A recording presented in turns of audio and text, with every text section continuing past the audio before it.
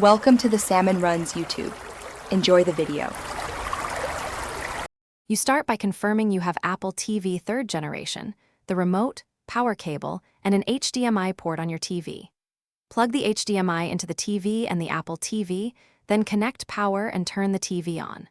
Once done, point the remote and follow on screen prompts to choose language and region.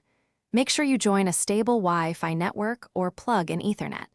This reduces buffering and speeds up software checks, which is why network choice matters, before proceeding further.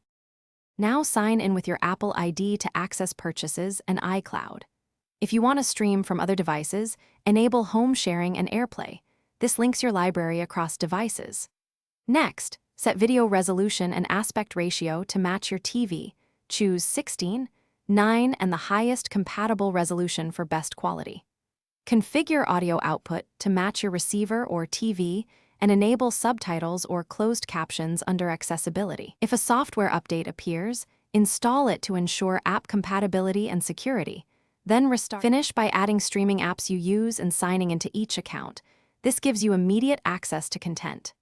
Test playback with a sample video and confirm the remote responds, plus try AirPlay from an iPhone to verify device pairing.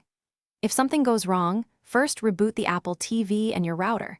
Make sure HDMI is firmly seated and TV input is correct. If problems persist, check network settings and, as a last resort, reset Apple TV to factory settings to resolve correct.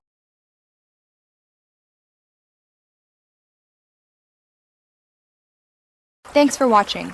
Consider subscribing if we helped you.